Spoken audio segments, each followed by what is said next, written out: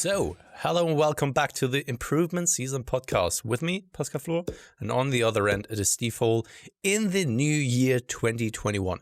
Happy New Year, guys. And also, hopefully you had a lovely Christmas time for those who are celebrating Christmas and New Year at those times, right? But yeah, so Steve, what's the situation like? Have you been able to enjoy Christmas and also New Year and all that kind of jazz? Yeah, what a start! What a start to the year. It's been. I mean, I think nothing much can happen apart from talking about like the news and current affairs. That seems to be all I think about is what's going on in the world. I really thought like 2021 is going to be better, and then 7 days in, the capital in Washington is just being rushed by the Proud mental. Boys. Of course, they are proud. So, yeah, I think I said last time.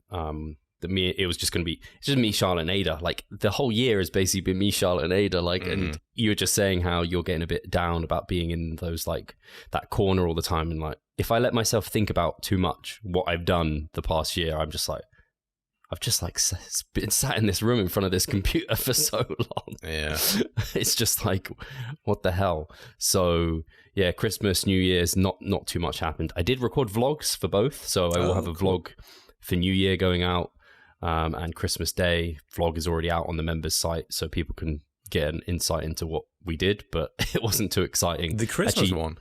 Yeah, the Christmas one's out. Right, yeah. Absolutely. And then the New Year one, I need to get my ass out and edit that one.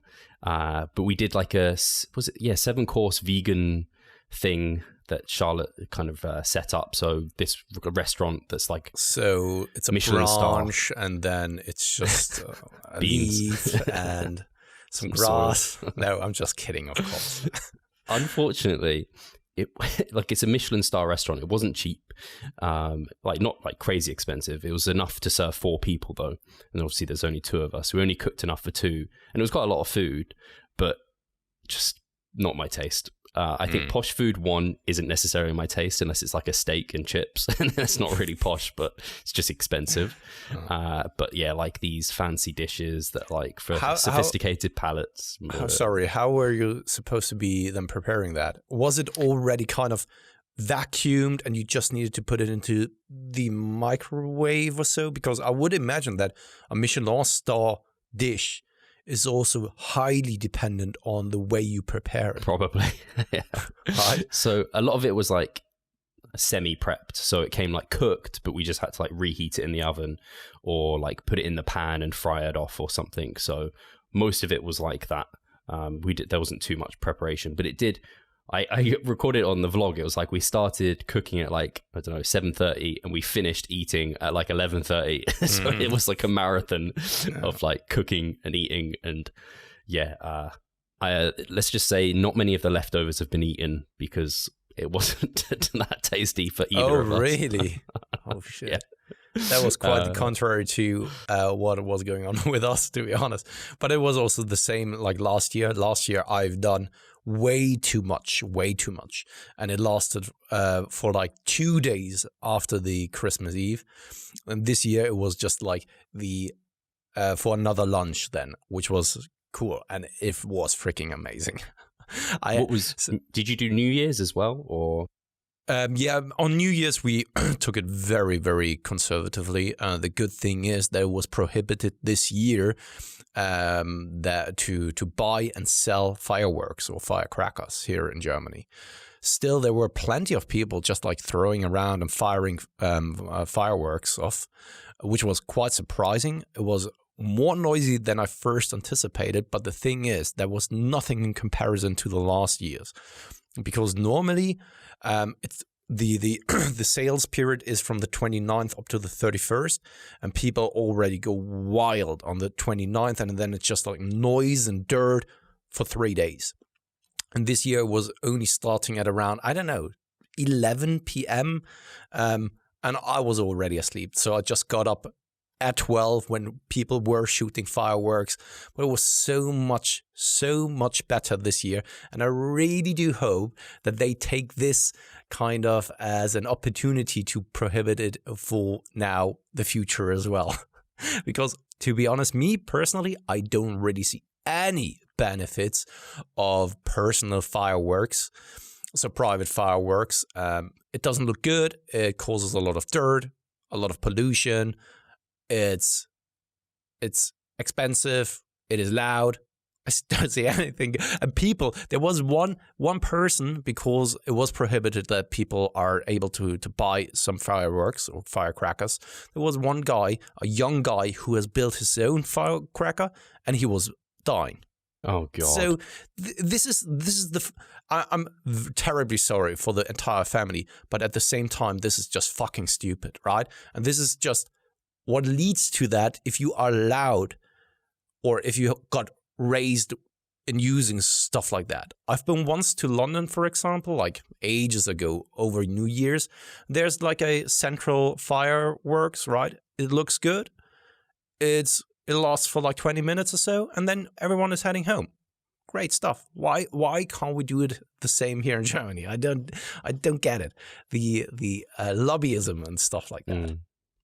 What was I going to say? Yeah, the other downside is, not that I've experienced it, but I do hear of dogs going crazy and jumping over fences and killing themselves because they get hit absolutely. by cars. Not just dogs, but in general, also like pets. Babies. Like last year, Tony was only like 5 months old, and he was just going crazy during that period, right? The same goes for my old neighbor. She had 2 dogs, and she always said that she needed to barricade herself in the bathtub with a mattress over them, so that the dogs are kind of protected and they can't hear it that much any longer. That's crazy. Yeah.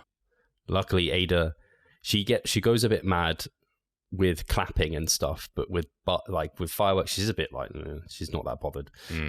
But yeah, for us, I imagine you hear them less now. You're a bit further out of Berlin, but there was some here, but the central ones obviously didn't go ahead because they didn't want people to gather, and that would have been bad. So I'm actually jealous of you going to bed before midnight, though. I remember telling you that I'm staying up, but not really out of choice. Well, it is always a choice. Like, I'm choosing, but this is one of those times where I kind of I don't know how else to put it, but let Charlotte get her way, because quite often I get my way and she lets me have what I want to do. That's the good thing about having kids. You always have an excuse to go to bed early and to go leave an event early as well. Like, oh no, you only stayed for half an hour. Yeah, but the kids, they need to get home, Right.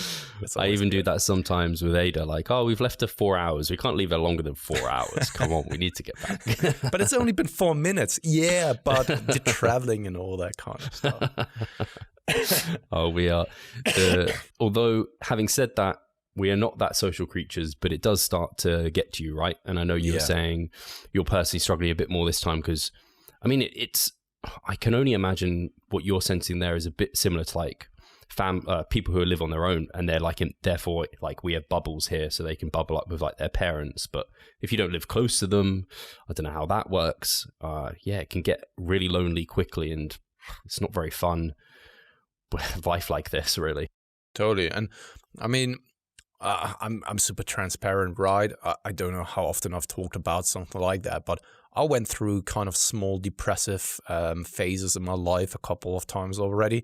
So I'm a little bit susceptible to these kind of, I would say more susceptible to negative mental health statuses every now and then. I can't explain why that is the case, to be honest. Every now it just comes and happens, and right now it's quite obvious why that is the case. The kids aren't there because Katie's a key worker, so they are still allowed to go to the kindergarten. Katie is still working because she has to. And I'm just sitting here, and it's so much harder for me, the lockdown situation, than the last time, because the last time the kids and Katie were always at home, so you always had somewhat of a distraction. You could just leave the room for a short break, go outside because the weather was getting better. Now it's just the winter time. It's snowing outside. It's cold. I'm not leaving really the apartment because the gyms are closed. This lockdown is so much harder for me than the first one has been. And I really do hope that soon things are kind of reopening so that someone like me can go outside. And I'm not even having it as bad as some other people. You brought it up. Like, just imagine being a single and you're not allowed. So there is kind of a with hotspots here in Germany, you're not allowed to leave your apartment more than 15 kilometers from your apartment any longer. Which is crazy. How do you first and foremost want to control that? That's a different question in it for itself. But how devastating must it be for someone who's a single, who can't meet up with other people? Everything where they're maybe also meeting other people is now closed and shut down. So it's basically like now perhaps 6 months where you haven't had any kind of contact with other people. That can be, for other people, so freaking devastating. And I can't even fathom and I don't want to imagine the long-term consequences of mental health issues and also the economic issues that then come out of that. And this is something that is hard to measure right now. It's way easier to measure the people who are passing away by COVID. And that's why I also understand the measures that the government is taking. Because, yeah, this is like hard facts, but the other things aren't. But this will show in the future, that's for sure. And especially when it comes to the next generation. Man, this is, to a certain extent, also unfair to them. Whereas, once again, I can also understand that some measures need to be taken. But, yeah, it's the same. At the same time, it's just like there are probably so many problems coming out of this that aren't being taken into consideration. And I'm going through this myself, not in the most severe way, but I also know of someone, for example, it's a friend of Katie's. She is suffering from clinical depression, like very, very severe depression with also medication and all that kind of stuff, where she can't really leave her apartment. And I can't even, or don't want to imagine how it must, or what it must be like for someone like her, where maybe there are some catalysts for her of meeting friends and making her feel better, going out on walks. And if you can't do that, you're just barricaded with your own issues. Yeah, it really brings to life something that I'm listening to at the moment. It was recommended by my client, Scott. So if you're listening, Scott, I appreciate this recommendation. I actually can't remember the name of the book. It's something along the lines of like happiness. It's talking about what makes people happy. And it's just kind of, the book's evolving and it's coming to the point where it's just like, the kind of crux of it is, I mean, happiness is quite genetically set for a lot of people. Some people are just genetically able to be like more happy and optimists. Which makes sense. People aren't. Yeah, it does make sense. And then the other one, and to your point, and what we're talking about here is like social connection is really big for people's happiness. Oh. A lot of people don't think it's as big for them, and I would be one of those people. I'm like, yeah, I'm pretty happy in my own company. But when I think about like the best days of my life or something, and I think back even to like one of my favorite memories from last year, sorry, not last year, the year before, obviously, 2019 was the meetup, the Revive Stronger Christmas like meetup where people came from. I mean, you had client from the US come over, which actually I had a client from the US who was over for a few days as well. It's just incredible to be able to spend time with those people. And I remember thinking like, man, that was the best weekend of my year, was literally meeting up with everyone. It like gave me energy for like months and months going forward. So that's like something I just never appreciate enough. On that note as well, it's an integral part for the development of a younger person, just for their entire development. Yeah. And that's why when we are younger, we tend to be more social than when we are older. And this is just a normal thing. And this is something that is being taken away from them right now, especially the ones who are students. Student life isn't just about learning something for the majority of people. Yes, there are exceptions who are just like very straightforward of like, yeah, I just want to become a doctor and don't get in my way. But for the majority of people, the student life is about, for the first time, standing on your own, basically legs or feet, and walking by on your own instead of having the parents who are guiding you, right? And this is so crucial for them becoming a very confident and also self-efficient human being and also adult. And this is being taken away right now. But once again, why are we talking about it? This is a kind of a fitness bodybuilding podcast because it directly ties into that as well. Yeah. I can feel it. I know that this is impacting my training right now. I am not as motivated right now in going into my cutting phase. I started here this week, and it feels a little bit like a drag of like, I don't know. I lack the drive, and this has less to do with the motivation in it for itself, but it's just like the overall well-being. And we all know that if we don't really feel happy and good about ourselves, then of course everything else will also look a little bit more cloudy and negative as well. There is something like positive and negative self-talk. And this is when your entire day is basically more so of a negative self-talk, then everything else will also be negatively impacted. And this is directly tying into everything that I'm experiencing right now with training and nutrition, that things aren't feeling great at the moment. And this is, of course, a luxurious problem, because in the summertime, everything was feeling amazing. I had the best gaining phase of my life. And now it's just like swinging into the opposite direction in that pendulum kind of fashion. And I think it's just important to also point it out, because sometimes I could imagine that people think that they are the only ones who are going through phases like these, and they are definitely not. Yeah, no, I agree. I think we're both that robotic type that will get it done no matter what. But there are times at which I definitely like actually, it almost happens every deload where I go through a deload and I'm just like, man, is this the right thing? Blah, blah, blah, blah, blah. But there's prolonged periods where you just don't feel you look your best. You don't feel your best. Everything just isn't quite clicking. But it is the minority of the time. But for some people, I'm sure there's more and less of those periods of time. And I hope, at least for you and the cutting phase is normally good because they get you focused on a goal, and it's quite a short-term one. So I hope as the weeks go on and you start revealing kind of all the great training that you had in the summertime and you see that hard work coming through, that your positivity will come out, and hopefully in line with, again, the gym's opening and things being there again. But I think it was crazy to me. I had some gym owners message me when it was the first, they were shutting the gyms when you're in like a tier 3 or whatever. And then they were sending me stuff like their members messaging them being like, I'm going to commit suicide to send a message to the government to tell them how important the gym is for me. And it's just like, oh, is that serious? Because that's crazy. No. But I can see for some people, if they are that person who's isolated, they don't even have a wife or they're not in a relationship, they don't have kids, they're just them on their own, and the gym is their place of solitude, and that is their therapy. And now they don't have that, and they're not in a position where they can go to Dubai or buy gym equipment. I don't know if you've seen the Dubai, what's happening, basically all the UK. Not all just the UK. There's a German comedian called Oliver Pocher. I always was under the impression that I don't like him.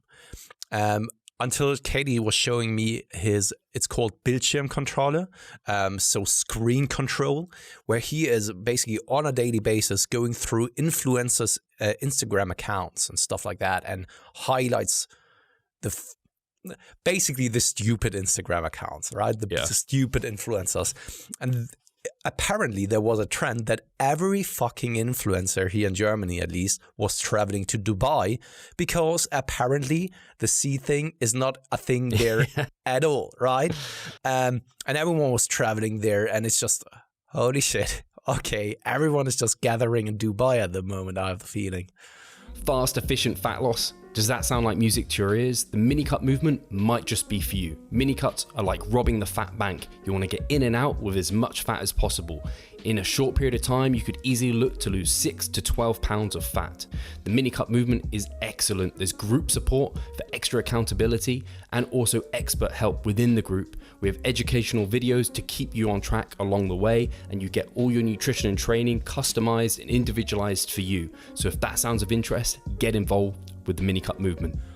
I was just watching, I don't know if you watch Martin McDonald's story, but I just saw him over there, and he's just like... he's also over there. Yeah, he went over there. Look, so many influencers, and a lot of well, not a lot, but I saw some the UK bodybuilding scene go over there. And I understand it, but it's just it's crazy as well to think people will travel there for just for the gyms or for whatever it is. And I mean, we're not even meant to now be traveling, like even leaving our homes unless it's essential. So we certainly shouldn't be traveling to Dubai. But it's mental. I don't think it's going to last, though. I think this could be an entire episode about the moral and ethical views on it. But I don't want to go down that rabbit hole to piss people off also. No, it's not a fun conversation, really, is it? It isn't. So, yeah, you're cutting. Are you a week in yet?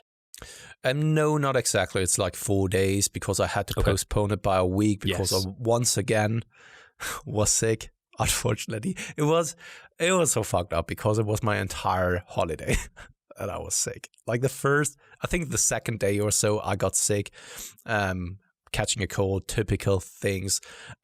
Not coughing though, but always kind of a stuffy nose and just not feeling well overall. So I needed to take another week where I just did light training because I also was lightheaded all of the time when I was lifting too heavy stuff. So yeah, and then I started the cutting phase here a week after, and now I'm 4 days in, and I started the cut at around 87 kilograms. So I think at some point I even told you that I was 90, but this was probably then just like a water thing.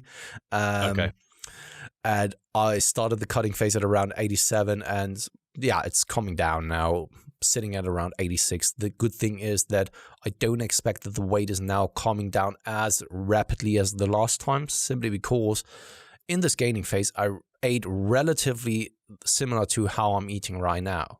Okay. And that's why I don't think that there's any kind of big fluctuation from a carbohydrate or glycogen depletion perspective. A little bit, of course, right? But nothing severe. I'm not eating that much more sodium or anything alike. It's very, very similar to how I've done things before. In the end, also towards the gaining phase, I needed to incorporate more and more palatable things that simply right now aren't there. So formerly I was eating like kind of 3 to 4 meals, where the fourth one was a bigger one, but more so a high palatable one, such as a bowl of cereals or so.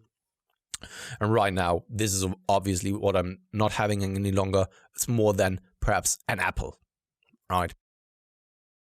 On that note of cereals, just because it's popped into my head, did you get any for Christmas this year? Yeah. You did? This is great that we get cereal for Christmas. So Katie and I, we gave a present to ourselves and ordered some Captain Crunch and also Reese's Puff. Yes, Reese's not the biggest Puffs. fan of those Reeves, though, to be honest. I think that there are better cereals out there, but there were so many sold out, and these were kind of the only options that we could find. I desperately wanted to get some original Fruit Loops, so the American Fruit Loops, because they are clearly different to the Fruit Loops here in Germany, but I couldn't get my hands on a bag or on a pack anymore. All sold out due to Christmas, so this is what we got for ourselves. So Captain Crunch and Reese's Puffs. And I'm assuming they're already finished. They are, yeah. Yeah, good job. What about you? I got, what were they? The Hershey's Kisses cereal, which actually, they were better than I expected. They were pretty nice. And then I got Fruit Loops, but they had marshmallows with them as well. Oh, yeah. Is that any good? Because I'm not the biggest fan of like, what's it called again? Lucky Charms. I don't really like those sugary marshmallow flakes. I like Lucky Charms because the cereal pieces aren't that much. They're kind of bland, whereas then marshmallow balances it a little bit. Whereas Fruit Loops with marshmallows was just like sugar. It just tasted like sugar. So they were all right. But Charlotte got me those cereals. But yeah, I keep running out of cereal because that's the main carb source at the moment. Maybe. So I had it every now and then that some American athletes of mine, they have sent me some boxes in the past. The last one was in the last cutting phase where, shout out to Stephanie, she wanted to send me some, but I was in the midst of my contest prep. Would I have known that things happened as they happened, then I would have said send me all of the boxes that you can find. But here we are 1 year later, starting the contest prep again. But yeah, where are you at the moment in regards then to training? you needed to jump back and forth basically with home gym, then back at the gym, home gym. Yeah, it's actually ridiculous when I think about it. We've been training from home more last year, I think, than actually in the gyms. Yeah, which is madness. And I mean, I thought at the beginning of the first lockdown, when I was buying all this weight and like this barbell, I was like, I am going overboard, but fuck it. I'm obsessed with my with my bodybuilder. I'm going to buy all this. Little did I know it'd be a stupidly good investment in the end, because now you can't get hold of anything. No. It's crazy. People are asking me again at this lockdown, like, oh, where did you get your equipment? I'm like, I've had this like a year now coming to. So yeah. By the way, just on that note, I really start to miss some machines on some cable work. Oh, yeah. It's crazy because I never really used that in the past when I was so dogmatic, which I should have done, especially after my hip surgery. Right. But right now I'm starting to miss that because machines can be so good. So good. It's especially for leg training. That's why I recently actually went down really well the barbell belt squat thingy that I set up in my rack, which is slowly chipping away at the paint of my rack. So I'm going to have to see if I can protect it. But that went down really well. Towel over it.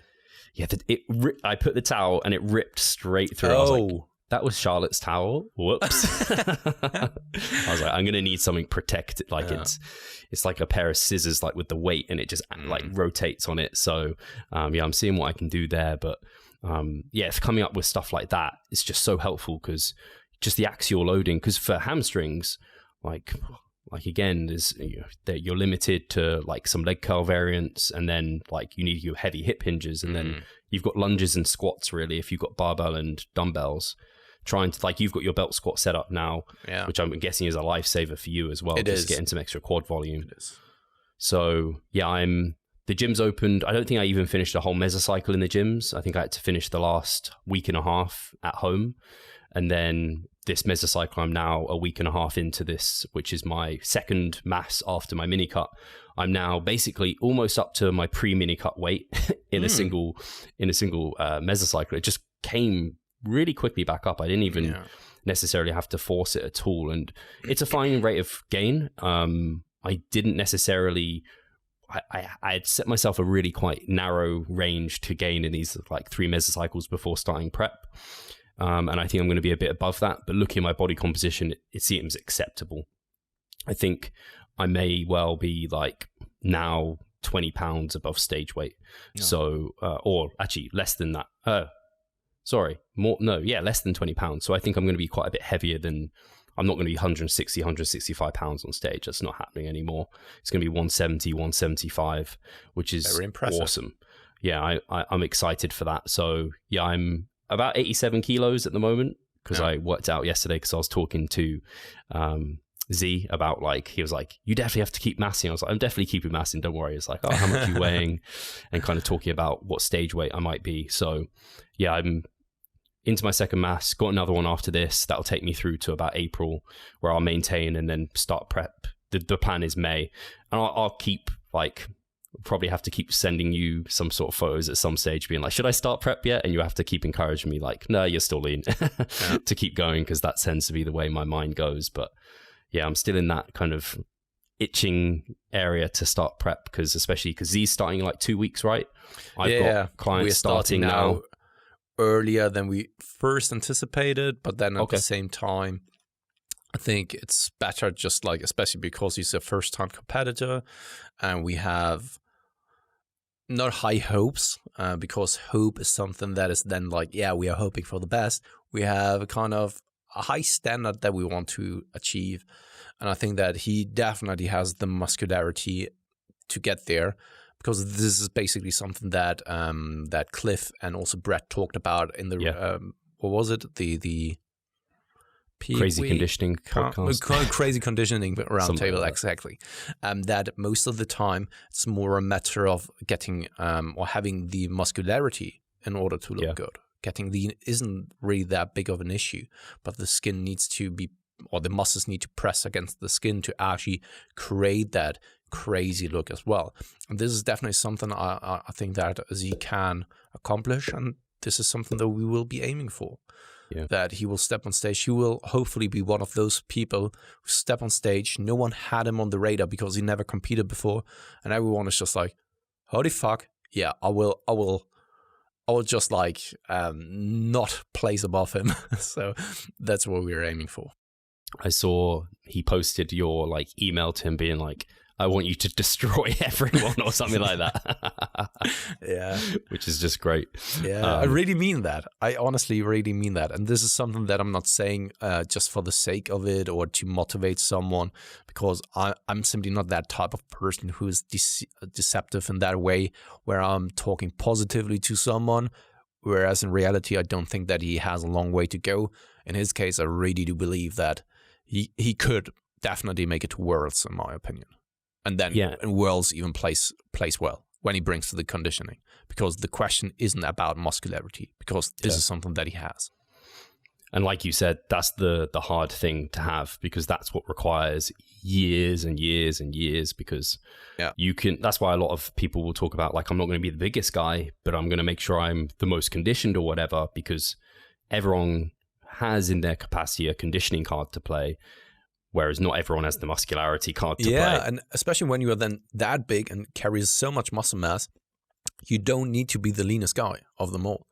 However, if you can bring the leanness in conjunction with the mass, no one will stand a chance then. He's going to be a lightweight, right? Yeah, I would assume so. Yeah. If not even a bantam, but I mean, don't know. We will see.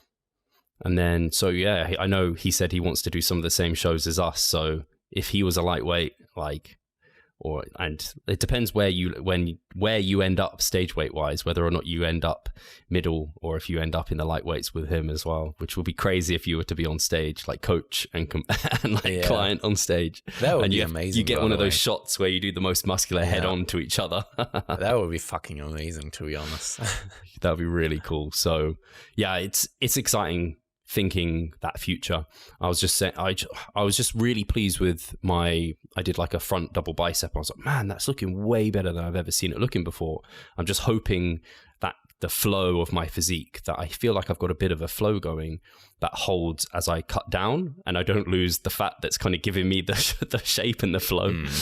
Because I think I lost that last time, where I actually look at better a little bit fatter than leaner. But I think the muscularity is going to be there. It's just, seeing it all come together. It's going to be cool. It's going to be an exciting year for Revive, because Jess is also, she's just starting we planned a mini cut, but it may end up turning into like a pre-comp prep cut, depending, because she's a little bit heavier than we wanted, but that's fine. So she's already starting like her first phase kind of prep now too, so it's going to be an interesting year for everyone. That's true. I'm very much looking forward to that. Shall we get to questions? Yeah, let's do it. So let's see whether we have some supporters. Yeah, of course. It's our supporter, Andrew White. My question is about coaching. I find that one huge limitation of online coaching is that it is very difficult to coach intensity. For example, I get a lot of pushback that my week 1 volumes are too easy when they really shouldn't be. So I've actually started increasing my volumes on paper, because I know that most recreational lifters aren't mature enough to take responsibility for making this session as difficult as it should be. Have either of you ever done this yourself or experienced this struggle? For example, I recently gave a client 3 sets of squats and 2 sets of Bulgarian split squats at 3 RER for a quad session, and was told it was really easy. They are hitting legs 3 times per week. Cool. So I can definitely see, because when you're a one-on-one PT, you're there and you can be like, they're like, oh, I'm struggling, I've got 1 more rep. And you're like, 5 reps, come on, 4, 3. Like, you can kind of talk them through that, and you can assess their RER almost for them. Whereas when you are online, they have to think for themselves and they have to manage a lot themselves. We talk about this a lot on here, where we're like, as coaches, we're literally just somewhat of a guidebook. We are not doing the work for you. There's a lot that has to come from the client's end, more than I think a lot of people realize. And so when our clients get great results, we know how much is down to them as an individual. And this is one of those things where they have to be honest with themselves and they have to assess their own reps in reserve. However, and it was a mistake I made in the past where I wouldn't get form videos so often. Whereas now, that first week, and when I start with someone, I'm a bit of a dick about it with some people where I'm like, you haven't sent me form videos. I am not going to give you any more volume until you send me form videos. So I know your quality is there already. Because if quality is not there, I'm not adding quantity where quality is not already in place, because that's just going to add more stuff, which is not necessarily good. So you're just to be clear, you're not increasing any kind of set numbers up until the point where you have received some form videos. Ideally, no increases in volume. Sometimes I might, it depends on the person a little bit, but if someone I'm a bit unsure about, and if they were reporting like the Andrew White said, like, I think that was like, it was a decent number of sets of quad volume and 2 fairly compound lifts. If they came back to me and was like, that was a piece of piss, I'd be like, I'm not giving you more until I see a form video of you working hard. So scenarios like that, like video is a game changer. I think we really, really rely on video a lot with our client check-ins. I don't think I couldn't do my job and I wouldn't enjoy it if I wasn't doing video check-ins like that. The consultation process, having a live video chat face-to-face, unreal for being able to actually build a rapport and get an understanding of a person. So these form videos, again, another video platform, just imperative to us to be able to actually coach someone through relative intensity and make sure they're working hard enough. So yeah, whilst you need to explain that week 1 is purposefully holding back, and that is the goal of week 1. It's not to have the craziest pumps. It's not to have huge amounts of soreness. It's not to have hitting PRs. Week 1 isn't about that. It's laying the foundation for the rest of the mesocycle. So everyone has their own ideas of what's hard and what's easy. So this guy might be used to doing like, I don't know, some crazy sort of training or something. And it's like, well, maybe relative to what you were doing, this is easy, but it's hard enough. So yeah, the form videos, they're the easiest thing to be able to review and get a really good semblance of, okay, what are they actually doing in the gym? Yeah, I have many thoughts and I try to be as concise as possible, and that's why I'm not going down into detail about everything that I'm now saying. I think one thing that you brought up is that the pain threshold for everyone is different.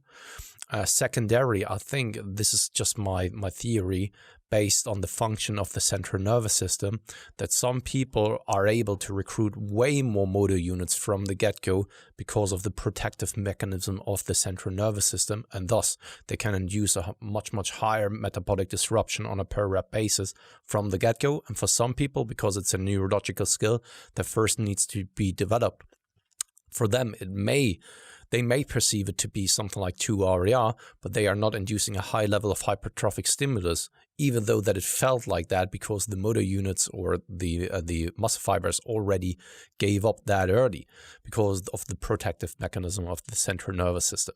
One of the things here. And thus, and then also, of course, like they don't know how to properly train and go to these kind of places as well. Maybe that's a combination of like improper form, improper mind-muscle connection. They don't really know and understand what mind-muscle connection or proper form really means. And that could then lead to them making things feel easy. And that was something where I was coming from as well. I thought always I knew what a pump is or what the mind-muscle connection is, but I had no idea really. And I think that it's still developing. Right now, I think I have a good understanding, but probably in 5 years, when this skill is even further developed, then I would look back and be like, yeah, I still had no idea, right? And I think that when it comes to these things, I think that so many people, and this is also one of my pet peeves, when people are signing up and they only stay for like 3 months because it doesn't give you the time to work on those kind of things. And I would say, and go in as far as saying that with the majority of people that we are working with, we need to first and foremost take care of these fundamental things first. We don't work with the athlete who's so highly advanced, who has it all figured out, who has a freaking great mind-muscle connection, who's been training since like years, has perfect technique, perfect form. This is a rare occasion.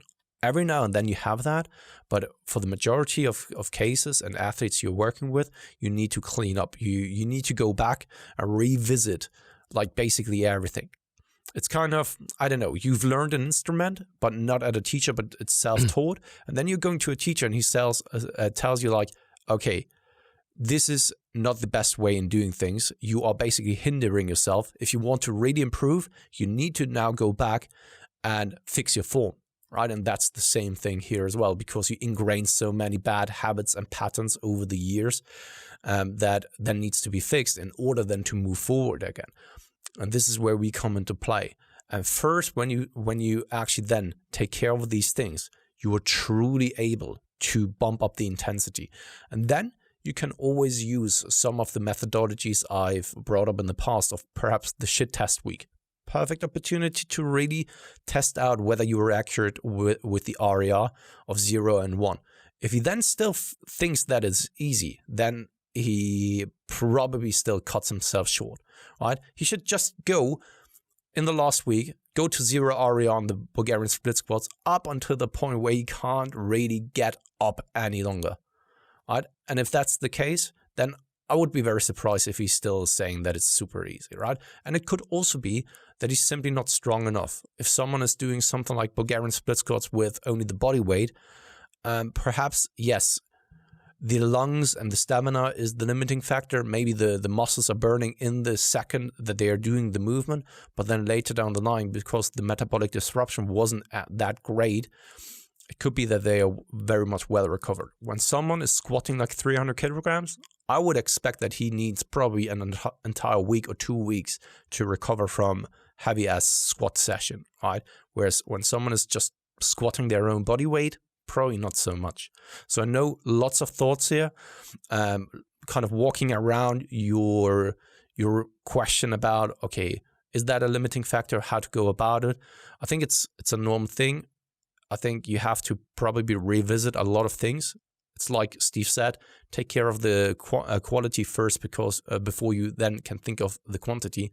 And then once you take care of the quality, the intention will come by itself. Yeah, I love that analogy of the kind of, you can play an instrument well, then you go to a teacher and then they kind of refine it. And I think I think we're already getting a reputation, hopefully somewhat of a reputation for this, because I have people literally come to me where maybe they've even been training 6 years or 10 years, but like, I've never specifically gone for hypertrophy. Like, I know you guys know hypertrophy inside out. This is what I want you to look at my form and take me through and refine it for hypertrophy. And that's what we're good at. And that's what we love doing. And it's a continual learning process as well. Like, even as I'm like, especially learning, like training from home, you have to kind of rejig things because it's not like a machine you can just sit in and it kind of does it for you. So you have to like tweak things a little bit and be like, this just makes the stimulus a bit better. I'm not getting as much kind of central fatigue or whatever it is. So yeah, that analogy was bang on. I like that. Cool. Then let's go over to the next question. Let me just scroll up. It's our man, Michael Kutsukos. When would you start worrying about bringing up body parts when training? E.g., for someone with 3 years under their belt, would you advise focusing more on arms if you felt they were smaller than the, say, chest, back, or just continue training further? Further, how often would you advise training smaller muscle groups? Hey, Pascal here. I just quickly wanted to remind you of our online coaching service. At Revive Stronger, we put a huge emphasis on the personal aspect of our coaching. And if you want to take your physique and knowledge to the next level, hit the link in the description below. Cool. So it depends on the person, because I literally had it just reminds me of a consultation I had the other day, and he was taking me through all these different mesocycles he'd done, and they're all priority they're all specialization. So he was like, I ran a chest and back, and then I ran like a quads and shoulders, and I was like, do you mind if I ask why you're specializing already? And he was just like, I just like specializing. I was like, okay, that's like, it's fine that you're doing that, but I don't think you needed to yet. I don't think you're at a level of advancement where you couldn't grow everything. And really, for me, there's 2 cases where I would specialize. And I think, like I did a post on it a while ago, there's levels to specialization. You don't have to go like everything at maintenance and then there's just one body part you specialize on. You might move some things to MEV and push some other things. So there's definitely levels there. You might just do specialization by starting with the weaker muscle group or the muscle group you want to bring up and just work through volume landmarks as usual. So yeah, one reason is if the person just has a preference for it. I have a client I'm working with right now who he just wants huge arms. He doesn't care about anything else. He's just like, dude, I want huge arms. And when you specialize on arms, God damn, you can do a lot of arm work. So yeah, he just doesn't care about anything else, which is great. And therefore I'm happy to do that. And then there are other people who are like us, who we're bodybuilders. So we want to have like a balanced physique, but also we want to bring up everything. So I really try and delay specialization for as long as possible to try and get everything growing at its maximal pace for as long as I can. So for myself, for example, I've kind of delayed true specialization for as much as I can, and I probably will have to start doing it maybe after this contest prep. Unfortunately, I don't really want to, and you don't have to specialize. Everything can just grow at a slightly slower pace because it's just a case of when the true need for specialization is you can't take every muscle group up to MRV. So you might just take some might hit MRV, others might just hang around a bit below because you're limited by your systemic capacity. So yeah, that's maybe what I'm doing a bit at the moment with some things, and I might not just be fully aware of it. But I don't think you truly need to like focus on specializing until you've had like 10 years of good training under your belt.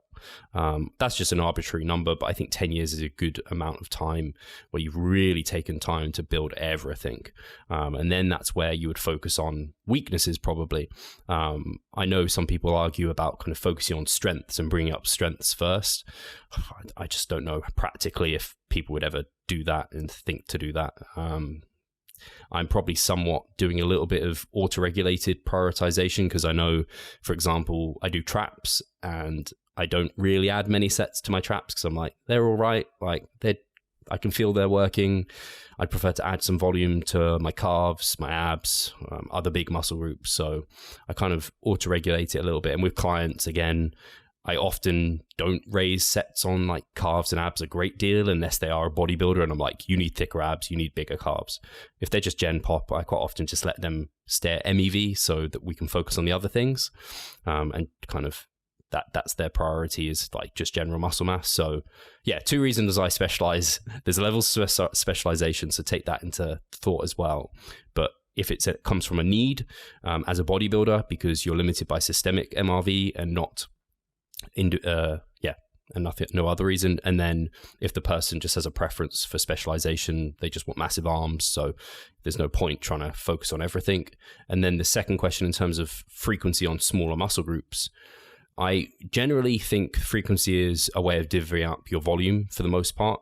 That's kind of the crux of it. When you even look at like, I think Brad Schoenfeld even posted recently showing there was like maybe even no benefit of like 1 versus 2 times a week or something. It was just like, okay, so bro splits are still fine or something. But I think I still favor the evidence of 2+ times a week for most things, 2 to 4. But really, if you can handle a lot of volume for a muscle group, it just makes sense to split it through higher amounts of frequency. I know I can't think of the studies, but I know James Krieger's done quite a lot of work into kind of what's the maximum number of sets you can do for a muscle group within a session until you start just creating more damage that you can't repair from. And it tends to be around 10, maybe a little bit above that for a short period of time. So I'm like, well, if I know their MRV is going to get to this, divide it by 10, and that'll give you kind of a frequency. So if it's 20, at least 2 times a week. If it's 30, at least 3 sessions a week. So it kind of gives you an idea. But for smaller muscle groups, particularly like delts and biceps, quite often find you don't need tons of sets within this single session to get them going. Like you feel disrupted, you feel a pump, like something is going on. You know that you've caused a homeostatic disruption, but they also don't get sore.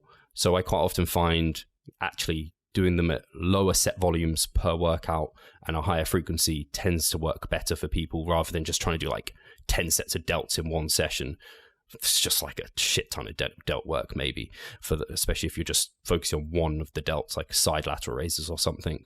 So, yeah, there are many thoughts, but for smaller muscle groups, I tend to go for at least 2, up to 4+ on average, maybe 4. So very often for clients, delts 4 times a week. Very often biceps 3 times a week, 4 times a week. Triceps maybe 2 to 3 times a week a lot of the time. So that's where I go. So I start answering the question the other way around then, starting with the lower with the frequency for the smaller muscle groups. I do it the exact same way, and your rationale behind it is exactly why I'm doing it that way as well. I feel like everything above 3 sets for a bicep, for example, becomes a little bit of like 4 sets, and the performance is already dipping down significantly, I feel, most of the time. And then 5 sets, I feel like it's most of the time not even productive any longer, at least in a normal session. If you have like a dedicated arm day, which is a different question in it for itself, whether this is beneficial. I could imagine that this is a different story, but if you've done a little bit of pulling work already, then I think like 3 sets, sometimes 4 sets is more than enough, but they recover super quickly. And I have the feeling that also the connective tissue in that area is not impacted too drastically from higher frequencies, because probably also the load that you're using is not super hard on your joints and connective tissue. In regards then to the specialization, I've had a little bit of a harder time answering that, simply because first and foremost, the question of the need for a specialization block. When is ever the need there for something like a specialization, other than personal preference, when there's a clear difference of a lacking muscle group? And when is that ever the case? Hardly ever, right? I mean, when you're training well, it's very unlikely that your back is massive, but your chest is just tiny. Probably everything is growing to quite a normal amount or the same amount. Are there genetic differences that then cause you to respond better to one muscle group than the other? Absolutely. But then, isn't that already doing a little bit of a specialization by auto-regulating the amount of volume and intensity that you're doing for a specific muscle group, right? Because we know that someone who's reacting very well, so let's take you, Steve, for the chest. You don't need much to pump up the chest and to really feel it there and to have a productive workout. But for something maybe like the back, you need double the amount of workload. Isn't that already in it for itself, specializing on that muscle group because you're doing more work, because it is just a necessity? It kind of is when you want to look at it from that perspective, just on paper. You're doing way more workload for the back then. Is that because you primarily focused on bringing up that body part? Most of the time not. It's more a needs analysis, or stemming from a needs analysis, that the back may need just a little bit more work, right? Unless you were then super advanced and, I don't know, you're stepping on the IFBB bodybuilding stage, and the judge or every judge is giving you feedback and saying like, okay, here the back needs to come out a little bit more to be competitive in comparison to other people. Then I could see a clear argument for then, okay, taking the entire off season to really just like focus as much as possible on that lagging body part. For the majority of especially natural athletes, I don't think that something like specialization blocks are very much warranted. And kind of it then falls back to the things that I said already. When you have a lagging muscle group, it's more likely a genetic thing where you then automatically increase the workload for that muscle group anyway. And then you are unintentionally doing a specialization block on paper already. Yeah, I really like that. I think your point of like naturals we just don't get that strong. So I just think the chances of us being limited by our systemic MRV is less, especially if you can commit time to training. I guess if you I don't know, you've been training, for example, if one of us, well, it's like we can only now train, if you were only allowed, Pascal, 3 sessions a week, an hour a session, maybe then you'd have to specialize because it's like, well, I can't fucking do very much otherwise. Yeah. And then the only other scenario I thought of was like, and I forget this, but I think as soon as I say it, people will be like, yeah, of course, men's physique, especially guys who never want to compete in bodybuilding or don't care about their legs. And then, but most men's physique guys want fucking huge legs as well. So it doesn't end up being that way. And then female competitors, so like they're doing bikini specifically, there's obvious muscle groups that you would focus on, but they tend to be the ones women often want bigger anyway. And then it's only if they go into like figure or bodybuilding, they just want everything again. So thankfully, it makes your job relatively easy. I like your point on like the auto-regulation is almost like taking care of the specialization in a sense. It's kind of a cool way of looking at it. At least on paper, right? Yeah. Because if you really look at it in a vacuum, then you are automatically doing more when you really analyze your progress and the training that comes along with that. If you're recovering super well on a body part and you really don't really feel pumped and sore in that body part, wouldn't you increase the workload? Sure, right? And then it kind of automatically becomes an emphasis because you're focusing to bring up the workload to the optimal outcome. And then it kind of takes care of itself, I think. Cool. Then, one more question. So Z had 3 questions. What is going on? Probably because I didn't have one check-in over the Christmas period. So you needed to ask the questions here. So which one to take? Let me take the second one, all right? So in your opinion, which approach is better? Fatigue equated. Higher volume, further away from failure, or lower volume, closer to failure? Mike said to Steve in a recent podcast that this would be an interesting thing to study, and I agree. So fatigue equated is an interesting one. I don't know how you equate for fatigue.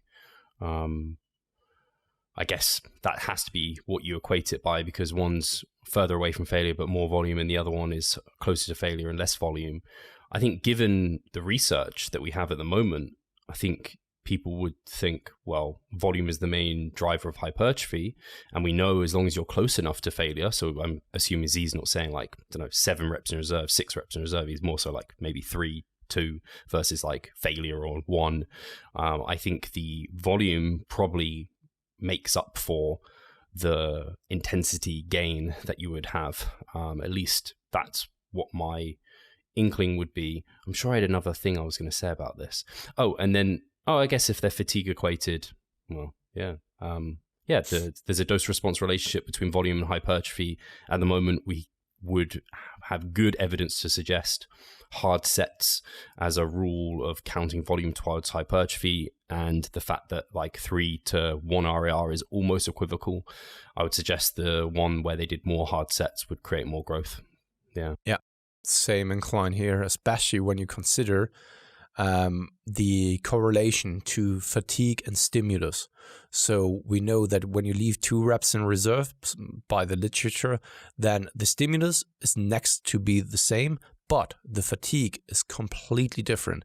It's exponentially higher on the participants training to failure than it is with the ones leaving a rep in reserve or 2 reps in reserve.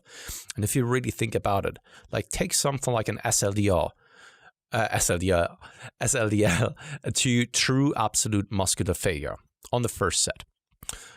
How many more reps and sets will you be able to do afterwards? And how many other exercises? Not many, really not many, right? But if you keep like 2 reps in reserve, how many can you do then? Like truly to 2 RER? A couple of ones, depends of course on the individual, but probably like 2 more sets is probably or very, very likely in the cards.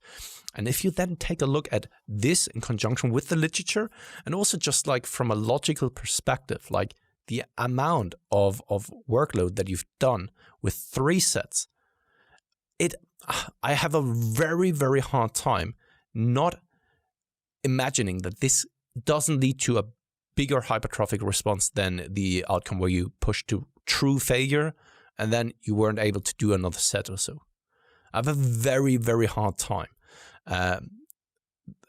just wrapping my head around that this doesn't yield more, because you are still inducing a high level of hypertrophic stimulus and that you're going very close to failure. Thus, you're recruiting a lot of motor units, a lot of high threshold motor units rather.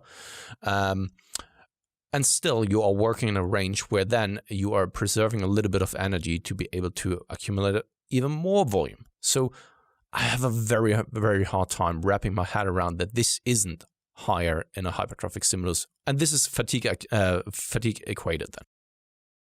Yeah, I think even in the recent what's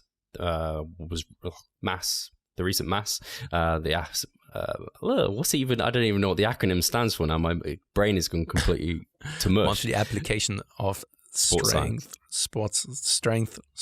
I don't know. Can't even recall. Something like that. We are affiliates though. In the description below if you want to sign up. I think they've reviewed loads of these sort of studies, and I think in the most recent one, Zurdos went over it again, and it was really cool to hear him basically being like, now the thing I'm interested in is how far away from failure can we train and really see good growth? Like a lot of us talk about like 3 to 4 being like a good starting point. Maybe you could start like and in some instances train at like 5 to 6 if you're training with a heavy enough load. It's like, whoa, okay, that could even have a better stimulus to fatigue ratio in some instances. So it's kind of it's just how many people are going to train there. Yeah, I'm not sure. But this raises a very good question. Like, let's assume that you're super strong. Let's say you are an Ironman, and what's it called again? A strongman competitor, right? Everyone, so deadlifting over 400 kilograms is kind of the norm nowadays with strongman competitors. Just imagine how much of I would say, devastation it has on your musculature when you are deadlifting 400 kilograms. And let's say you can do this for 5 repetitions or so because you're fucking strong. Don't you think that then one repetition is already so highly stimulative from a high threshold motor unit perspective that this could be enough of even kind of maintaining your muscle mass or so? I don't know. It raises some very interesting points. Or to put it in a different perspective, let's take the example you were able to deadlift over 400 kilograms, and now you're doing like deadlifts for 250 kilograms for 10 repetitions. One set. This is something that the majority of people can't even do for one repetition. Right? And also here, once again, I have a very, very hard time wrapping my head around that this isn't highly stimulative. And even if you're then 6, 7, 8 reps away from true muscular failure, I can't see that this isn't highly stimulative still. Yeah, I think for me it comes down to there isn't the closer you get to failure, there isn't a clear dose-response relationship towards hypertrophy. It's once you've met the threshold, it's almost equivocal. Whereas once you've met the threshold of volume, which is minimum effective volume, once you've met that, there is a dose-response relationship towards then MRV. So, to me, with this, again, just coming back to the question, it just makes inherent sense to me that the one where they're doing more is where they're going to grow more, I would expect. And that's what Mike is fairly confidently thinking it would go. But imagine if that study was done in some high-level bodybuilders. Oof, yeah, nail in the coffin. Imagine, right? When strength is highly dependent on the neurological aspect of things, the disruption on muscle mass is still kind of the same if you really think about it for each and every single individual. Right? It's not that one musculature is more, the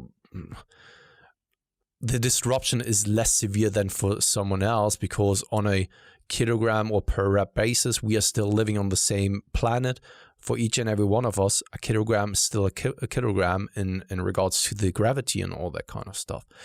So when then the strength is mostly driven by the neurological adaptations, the force on the musculature must still be the same for each and every single kilogram. Thus, with each and every single kilogram that you are then able to move, the disruption should theoretically be increasing over time. So if you're then someone who's very, very strong and able to do 250 kilograms for repetitions, it still would probably be highly stimulative because the tension on the muscle or the gravity and the force that the muscle has to overcome is still those 250 kilograms. Does that make sense? You know or do you see my thought process behind it? I'll be honest, I'm a little bit lost. Okay. That might just be me, though. I'm getting old. It's just a thought that I had now, that for each and every one of us, a kilogram is a kilogram, right? We are not living on different planets or so. And thus, I think that the musculature, each and every single musculature of a human being needs to then overcome the same kind of force to then move their weight. For some, it may be easier because the neurological adaptations are in place and they are able to recruit perhaps more muscle fibers or motor units. But still, the weight that they need to overcome is still relatively the same for you as it is for me. It's still 250 kilograms in that instance. Right? For you, it may feel easier due to the neurological adaptations, but for the musculature, it may still be the same load. I guess this is why you can have those like freaks who are just like, they haven't got that much muscle mass, but they have the neurological wiring to just lift. Like you see those like skinny powerlifters that you're just like, how the fuck did you just lift that? Yeah. I'm never going to be able to lift that. Yeah, that's true. So we didn't so this is the end, by the way. Thank you very much, guys, for listening and for joining us in the year 2021. Let's hope that this is going to be a better year than the previous one. Other than that, for this time, we want to once again have questions so that we can give away a free membership for our membership side.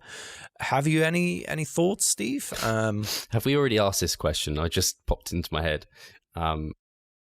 Well, one, we could quite comfortably question them on that last, like on Z's question, where do they stand? Do they think in that fatigue equated, do they think the one doing more volume or the one doing higher intensity would see better outcomes for hypertrophy? I'd be interested to that. I think our audience might have a similar view to us, so it might not be that interesting. So bonus question, what's your favorite cereal?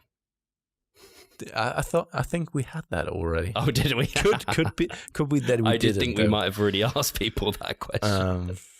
Yeah. So let's just go with that. It's a good one. It's just a bonus question, right? So yeah, more volume or more intensity, fatigue equated. Which one would you say you'd hedge your bets on more growth? Yeah, that's a good one. So yeah, thank you very much, guys, for listening. As always, do us a favor here in 2021 to always hit the like, hit the subscribe, hit the notification button if you haven't done so already. Right? It's the YouTube algorithms. We are living in 2021.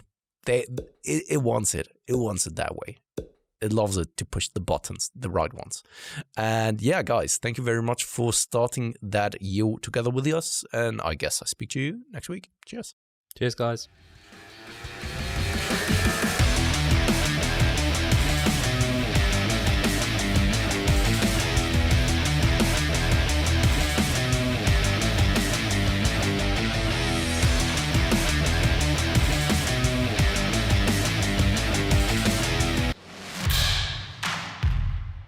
So I'm Steve Hall, founder of Revive Stronger and a coach of Revive Stronger. My name is Pascal Flor. I'm the co-owner of Revive Stronger and also a coach, of course. Revive Stronger has probably been going solidly for 3 years, roughly about 3 years. Revive Stronger, to me, it is becoming kind of my child, my foster child. It's the gathering and getting together of like-minded people. We've been expanding the coaching team, which is helping us help more people, but each coach can only help a certain number of people. Right now, it's all over the place. We have YouTube, we have Facebook, we have Instagram, but there isn't that community aspect behind that. And so the next step for us is developing a membership site. So basically, we want to create a family and a community that is then benefiting from another. A really cool community for people within our little niche is going to be a website. They will get early access to our podcast. You can access us, ask us questions. The community aspect, we have a forum there. You can ask questions, but also you can log your journey. There's also going to be courses on there. Courses, presentations on different topics. Discount of past seminar footage. We will log our journey as well. We'll start vlogging.